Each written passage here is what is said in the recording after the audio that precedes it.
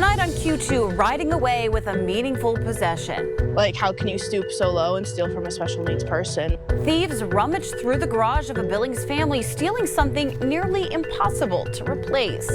Plus, on the stand. Senator Chairman, Senator, they deserve the truth, and that's what we're going to give them for the first time. Amid turmoil, Robert Kennedy testifies for the first time since a massive CDC shakeup. And on the menu, we're going to do what we think is right and what's healthy, and I guess if that's wrong, we'll suffer the consequences. Through food, one small Montana school looking to make a big difference in the lives of students. The MTN 430 News starts right now. Good evening. Thanks for joining us on this Thursday. I'm Andrea Lutz. Tonight, a Billings family is left shaken and frustrated after thieves break into their garage. Among the stolen items, a bike with a story. It's the one their son rode in the Special Olympics. Now the Larsons are speaking with Charlie Kleps, hoping someone will come forward and bring it back.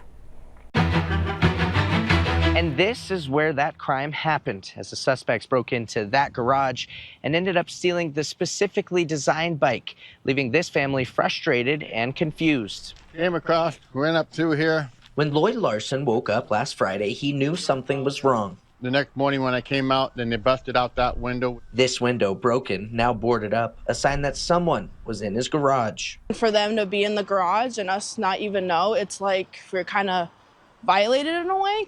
A frightening realization for the whole family. And then Lloyd noticed some of their belongings were missing. His bike was gone. Most important among the stolen items, his autistic son Lance's three-wheel bike. Because this bike in particular helps me balance. The adaptive tricycle is designed for someone just like Lance, who needs a little extra help doing what he loves. I pretty much just use it for like Special Olympics and get some, help me get some medals. A maddening situation for Lance's protective family. Just stealing from him, knowing that he's probably special needs with that kind of bike.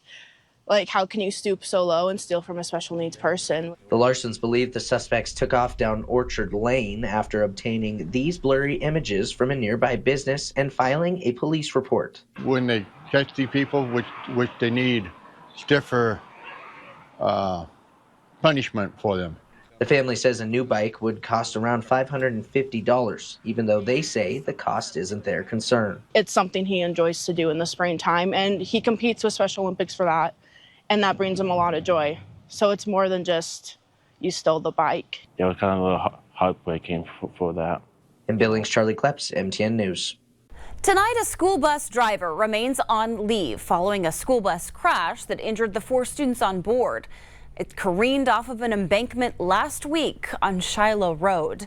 The bus company First Student contracts with School District 2 says the driver also tested negative for drugs and alcohol following that crash. Crews responded to it at about 2 p.m. The bus was transporting children from the Yellowstone Boys and Girls Ranch home. The driver told authorities that he suffered a blown tire. Children reportedly hit their heads as that bus crashed down into a ditch and smashed into a tree. The Montana Highway Patrol is investigating. We asked for their crash report as well as a follow-up on the investigation from First Student.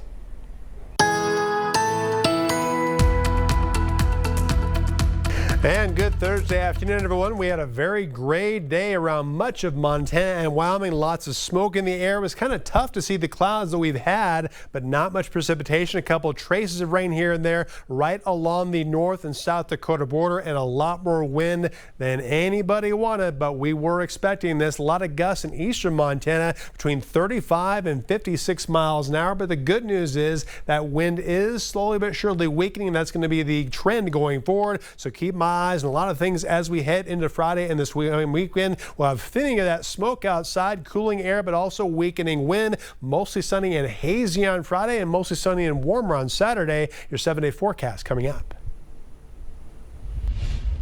Health and Human Services Secretary Robert F. Kennedy Jr. is testifying on Capitol Hill for the first time since a massive shakeup at the CDC. It comes as a large number of both current and former public health officials call for his resignation. Taureen Small reports from Washington.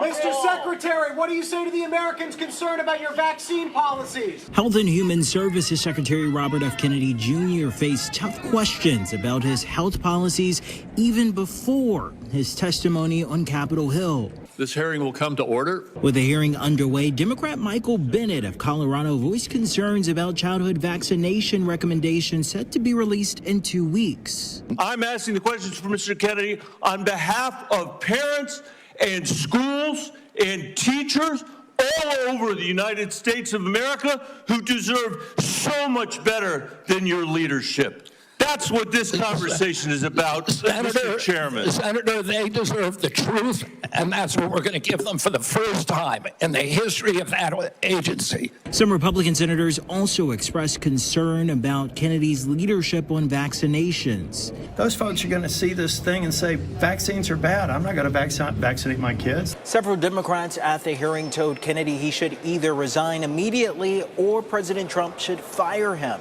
But their Republican colleagues did not go that far. I have confidence in everybody I voted for, and I voted for. Others may have conveyed something with their silence.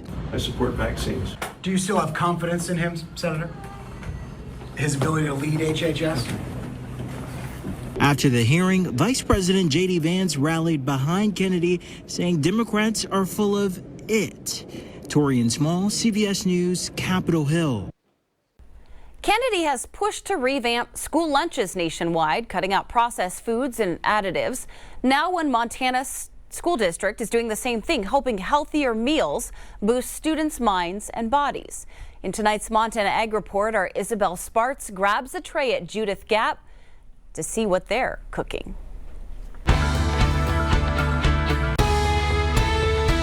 It's usually quiet in the small town of Judith Gap.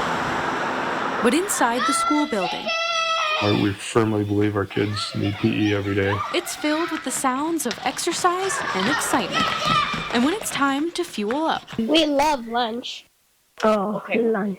all 22 students pre-K through 12th grade receive free breakfast and lunch. And at the heart of making it all is parent Amanda Curtis. They needed a cook, and that way I can be around my kids and make them good food. It's her first year cooking for the school, but she's not following a traditional school menu. It's ham and green beans and the salad bar and fruit. Chicken nuggets and corn dogs and stuff like that. We don't do that. Superintendent John Rosinski says at the start of the school year, the district has completely eliminated processed foods, added sugars, seed oils, and high fructose corn syrup. I'm all for it because I don't like letting my kids have a bunch of sugar. It was an easy switch thanks to their small student numbers, but many of these new foods don't fall under government-subsidized options, making the price tag a bit higher. But still, they say it's worth it. Staying away from the processed stuff, which is generally cheaper. But again, with our numbers and our size, we'll absorb those costs, and because I think it's that important. But it's more than physical health. Rosinski says studies show good foods can lead to better brain functioning in the classroom. With the hyperactivity and ADHD and stuff, and a lot of that in our minds and, through science and research can be controlled by what they're taking in. This year, I noticed last week, both of them are still full energy when they get out of school, and we don't have the meltdowns. And the kids say they like it too. It's very good and really good. And it's also yummy. The small town hopes it could pave the way for other Montana districts to follow suit, because when students have the fuel they need, they're ready for anything thrown their way. We can kind of change that mindset, and kids start advocating for, healthier meals and stuff. That's a bonus for everyone. In Judith Gap, Isabel Spartz, MTN News. Two things Montanans can't get enough of are landscapes and our dogs. Now a new campaign celebrates both. It's called the Pups for Public Land Photo Contest. It's put on by the Montana Conservation Voters Education Fund. So you can snap a pic of your dog enjoying the outdoors and maybe win some prizes or land a spot in the 2026 calendar. The goal, get more people and their dogs exploring public lands safely and responsibly. When a dog is out hiking, a dog gets to be a dog. They get all sorts of stimuli. There's all sorts of smells and things for them to listen for and watch and think about chasing, but maybe not chase. You can submit your photos on the nonprofit's website or post them on Instagram with the hashtag Pups for Public Lands. The last day to enter the contest is September 30th. America's top trade gap widened to more than $78 billion in July, just as a new survey shows the world's view of the U.S. is slipping. Katie Tubman looks at how tariffs are shaping global trade and testing the Made in America brand.